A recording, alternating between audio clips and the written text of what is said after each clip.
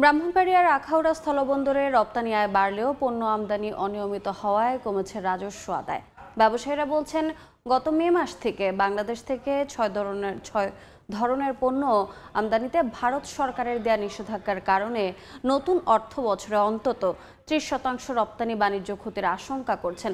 এ বিষয়ে বিস্তারিত জানাতে স্থলবন্দরে আছেন সহকর্মী উজ্জ্বল চক্রবর্তী। সরাসরি যাচ্ছি তার কাছে। উজ্জ্বল,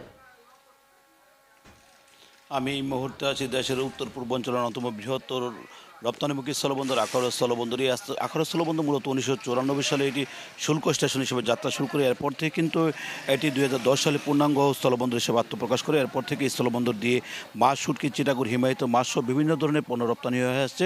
এরপর থেকে কিন্তু বন্দরটি এক ধরনের চাঙ্গাভাবই ছিল, কিন্তু 2023-24 অর্থ বছর তুলনা যদি করি, আমি আপনাকে এই পরিসংখ্যান যদি দিয়ে রাখি যে 2023-24 অর্থ বছরে 427,78,72,430 টাকার পণ্য রপ্তানি হয়েছে। মোট 54,442.22 টন পণ্য রপ্তানি হয়েছে এই স্থলবন্দর দিয়ে। পক্ষান্তরে 2024-25 অর্থ বছরে বন্দর দিয়ে 514,34,24,059 টাকার পণ্য রপ্তানি হয়েছে। মোট রপ্তানি হয়েছে 44,322.9 টন পণ্য। রপ্তানি পণ্যের মধ্যে ছিল সিমেন্ট, তাজা মাছ, শুটকি, পাথর, বর্জ্য তোলা, ম্যাঙ্গো জুস, ড্রিঙ্কস, প্লাস্টিকের আসবাবপত্র, মেলামাইন সামগ্রী, পিভিসি পাইপ, পিভিসি দরজা, থ্রেড মেশিন সহ বিভিন্ন ধরনের পণ্য ছিল। তবে গত মে মাসে ভারত সরকার বাংলাদেশ থেকে 6 ধরনের পণ্যের আমদানি নিষেধাজ্ঞা জারির ফলে নতুন করে অর্থবছরের রপ্তানি আয় 30% কমে যেতে পারে বলে আশঙ্কা করছে এই স্থলবন্দরের ব্যবসায়ীরা। এতে রপ্তানি আয়ে বড় ধরনের ধাক্কা আসতে পারে বলে মনে করছেন তারা।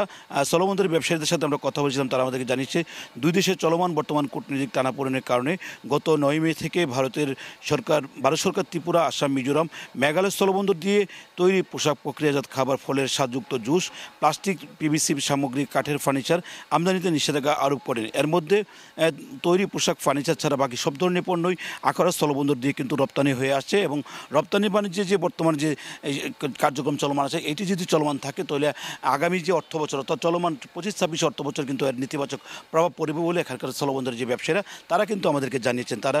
তারা বলছেন যে দুই দেশের সরকারের উচ্চ পর্যায়ে যদি আলোচনার মাধ্যমে কূটনৈতিক পর্যায়ে সমাধান করা যায়, তাহলে আখাউড়া স্থলবন্দরে বাণিজ্যিক যে সমস্যা সেটি আরও লাঘব হবে বলে তারা আশা প্রকাশ করছেন। তো এইটুকুই ছিল আমার কাছে আখাউড়া স্থলবন্দর থেকে আমদানি রপ্তানি কার্যক্রমের সর্বশেষ তথ্য। সরাসরি যুক্ত ছিলাম ব্রাহ্মণবাড়িয়ার আখাউড়ায়।